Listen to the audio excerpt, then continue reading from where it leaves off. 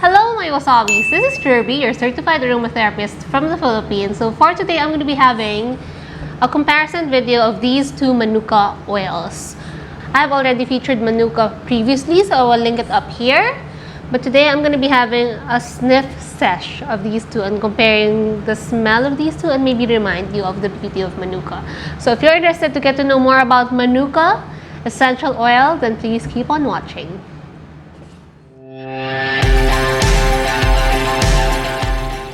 Alright, so Manuka or Manuka in proper pronunciation is an oil that's from New Zealand. This is a native plant in New Zealand and also popular in Australia. It's a small evergreen tree that grows to a height of 2.5 to 4.5 meters, or that's about 7 to 15 feet. And it's indigenous or native to the islands of New Zealand. The flowers only bloom for 6 to 12 weeks each summer. And this plant is a very well-loved plant in that region. And it has a long history of being appreciated by the locals. So usually people use this for their skin concerns, and the composition of Manuka essential oil has a higher percentage of sesquiterpenes and sesquiterpenoids. I know for most of you, you've heard of Manuka as a honey. Manuka honey is really popular lately. It has a lot of amazing health benefits. In fact, I use Manuka honey even if it's like twice or thrice more expensive, sometimes 4 times more expensive than your regular honey. I bought a batch of Manuka honey to be applied on my rescued cats or adopted cats' injury. Snowy, one of my favorite cats, had a big wound near his neck. We had so much done to it. We even had him laser treated, but nothing really worked aside from applying Manuka honey on the open wound itself. And we did that for a few weeks and it healed so much faster versus than we were undergoing the laser treatment. So, you know, I was really impressed by Manuka honey and its benefits, and that is why Manuka has been something that I really love and hold near and dear to me. Unlike before, I always like including these oils as part of my skincare formulations. Lately, I did an oleo gel formulation for scars. So I included Manuka honey. If you want to learn how to formulate your own oleo gel formulations, I will link it up here. We also teach classes about that. And lately, I used this as part of my scar blend. So this is a really good oil. It has known antifungal properties and antimicrobial or germicidal properties, even antiviral.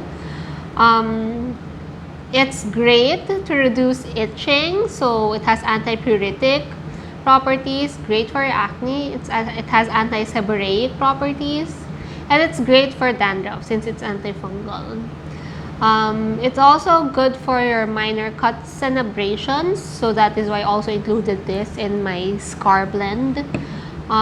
For your respiratory system, it has anti-tussive properties, anti-inflammatory, decongestant, expectorant or mucolytic, and it has great properties for respiratory tract infections. According to Tisserand and Young's book, there's no contraindication associated with Manuka essential oil.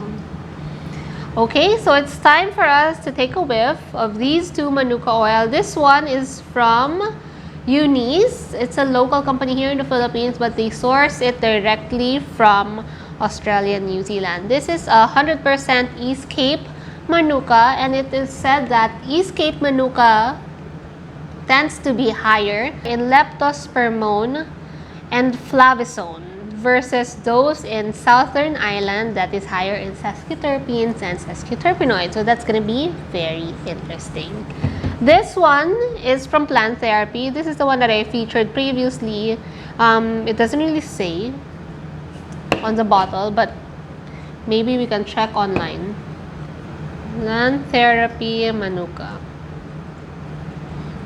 So it says here its shelf life is 2 to 3 years. It's sourced in New Zealand. It doesn't really say which part of New Zealand. So that's going to be very interesting if there will be differences in both bottles. So far, I've been using Plant Therapies and I love it. I love using it in my skincare formulations, but I don't really like the smell on its own. Okay. So the smell of the Plant Therapy one is more bold. It's more in your face versus the one from Eunice. In fact, when you take a whiff of this bottle, it's very, very hard to recognize the smell from this bottle, as this is more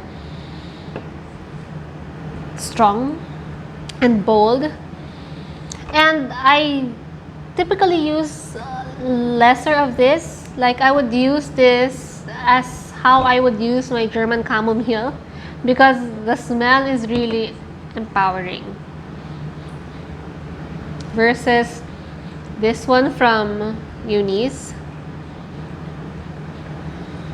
You know, the smell is still there, but it's just a lot less potent. This one is more in your face. It's like its presence is really waiting to be there, to be felt, and you're really aware of its presence. Also, when I use this in my blend, the smell just comes through. So there you go.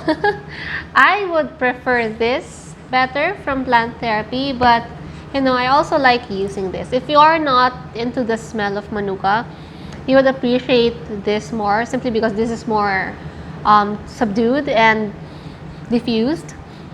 I generally don't like diffusing these oils, as I know that they are really good for the skin. So I like using them in my topical applications or my botanical formulations. But there's no one stopping you from using them as part of your diffusion, as it's also good as a respiratory support oil. So if you're having perhaps seasonal allergies or